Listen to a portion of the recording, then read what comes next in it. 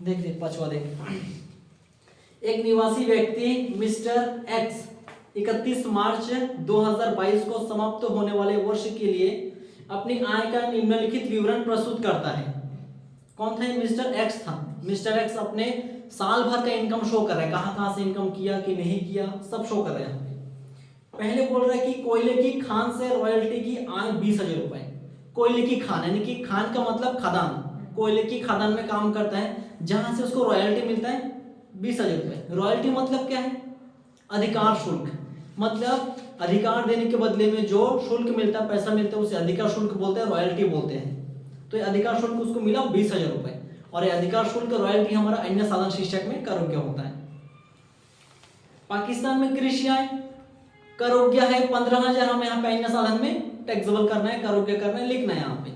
और अगर यही चीज भारत में होता, भारतीय कृषि आय या भारत में कृषि आय करमुक्त होता है, लेकिन पाकिस्तान हो, इंग्लैंड हो, कोई दूसरा हो, विदेश होगा तो हमारा करोग्य होगा चीज। एक वर्ष में अर्धकालीन सेवा के लिए वेतन, अर्धकालीन सेवा के लिए वेतन प्राप्त हुआ तो ये वेतन चैप्टर में जाएगा, यहाँ कोई काम नहीं है इसका, इसको काट दो, यहाँ पे नहीं आएगा, ये वेतन शीर्षक में करोग्य होगा, अन्य साधन में इसका कोई काम नहीं है। संसद सदस्य के रूप में वेतन करोग्य है, ये संसद सदस्य है, ये कोई आम व्यक्ति नहीं है यहाँ पे, ठीक है। संसद सदस्य के रूप में वेतन आएगा यहाँ पे, अन्य साधन में करोग्य होगा, ये वेतन चैप्टर में नहीं जाएगा। वेतन देख के वेतन चैप्टर में डाल देना ऐसा नहीं है, ये संसद सदस्य का वेतन है, करोग्य होगा अन्य साधन में। और संसद सदस्य के रूप में उनको जो दैनिक भत्ता मिलता है वो दैनिक भत्ता करमुक्त होता है, काट दो उसको, दैनिक भत्ता नहीं आएगा। संसद सदस्य के रूप में वेतन आएगा, लेकिन उनका दैनिक भत्ता यहाँ पे नहीं आएगा, अन्य साधन में करोगे नहीं है, वो कहीं भी करोगे नहीं, करमुक्त है वो। उसने रिहायशी मकान 1,000 रुपए प्रति माह में किराए पर लिया है। रिहायशी मकान मतलब रहने का मकान, उसने एक रहने का मकान 1,000 रुपए रेंट देकर लिया है रहने के लिए, और उसका आधा भाग 1,200 रुपए प्रति माह पुनः किराए पर उठा दिया गया है। उसने घर को किराए पर लिया है 1,000 रुपए में, 1,000 रुपए घर को किराए पर लिया है, उसका आधा भाग में खुद रहता, आधा भाग को फिर दोबारा किराए पर उठाया 1,200 में, डबल रेट में उठा दिया उसने, तो वो किराए से इनकम कर रहा है। तो ये हमारा क्या हो जाता है? चालाकी, मतलब सिक में किराया। यहाँ पे जब एक घर को किराए पर ले रहा है, लेने के बाद उसको दोबारा किराए पर उठा रहा है, तो उससे उसको इनकम हो रहा है। तो यहाँ पे अन्य साधन में करोगे होगा, क्योंकि सिक में किराया है, एक तरीके से चालाकी करके पैसा कमा रहा है यहाँ पे। और एक सहकारी समिति से लाभांश प्राप्त हुआ, अन्य साधन में करोगे होता है, ये 5,000 रुपए का है। फिर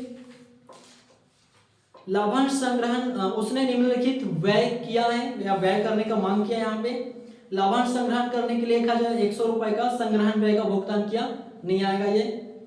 उसके बाद रॉयल्टी की आय कमाने के लिए संग्रहण करने में 3,000 रुपए व्यय हुआ है, ये हमारा यहाँ पे घटाना पड़ेगा, स्वीकृत है ये खर्चा, क्योंकि रॉयल्टी जो है हमारा लीगल काम है एक ठो, ठीक है, इलीगल को कुछ नहीं। यहाँ पे अधिकार देने के बदले में पैसा मिला था, और उस अधिकार देने के पीछे रॉयल्टी के पीछे खर्चा हुआ था 3,000, हमें माइनस करने घटाना है यहाँ पे। कर निर्धारण वर्ष 2022-23 के लिए मिस्टर एक्स की अन्य साधन से आय की गणना करना है।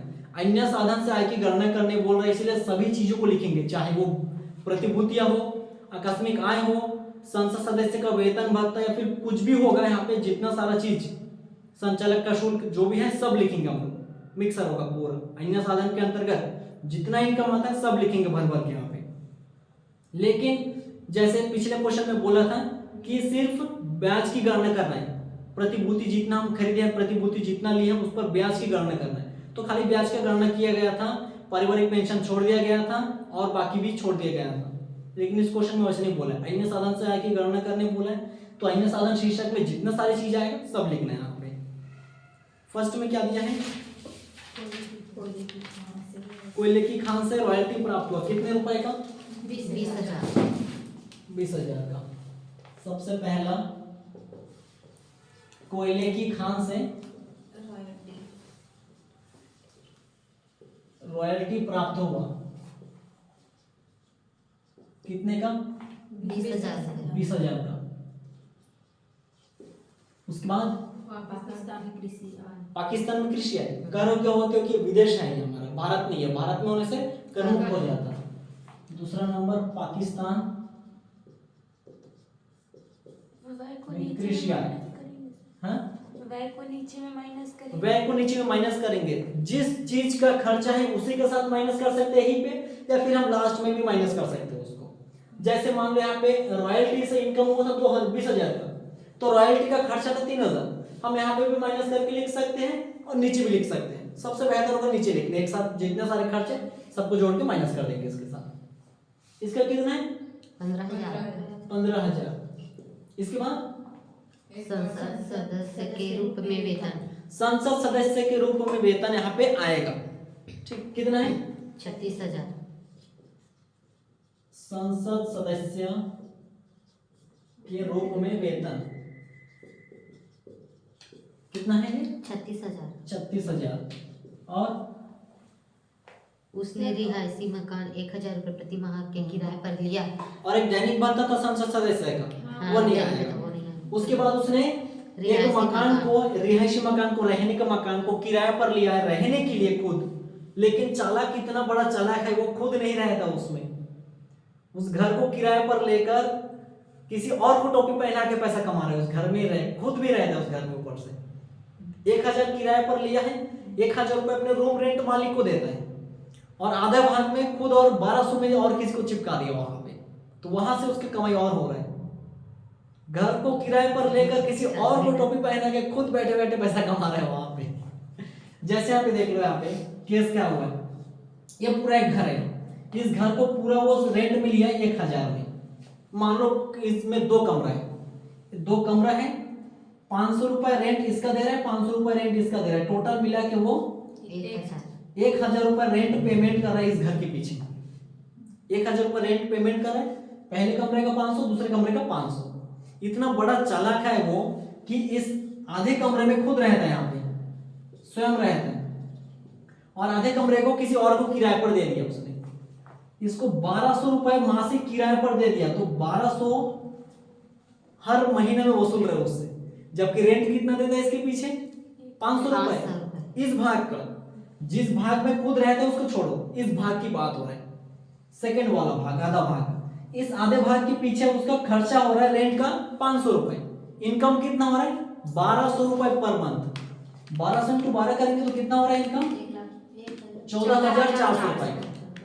14,400 रुपए आधे एक कमरे से, मतलब घर का आधा हिस्सा एक कमरा है, दूसरा कमरा वाला, इससे इनकम हो रहा है उसको 14,400 रुपए का। लेकिन खर्चा कितना हो रहा है 500 रुपए पर मंथ, तो 12 पंचे 60, 6,000 खर्चा हो रहा है इसका।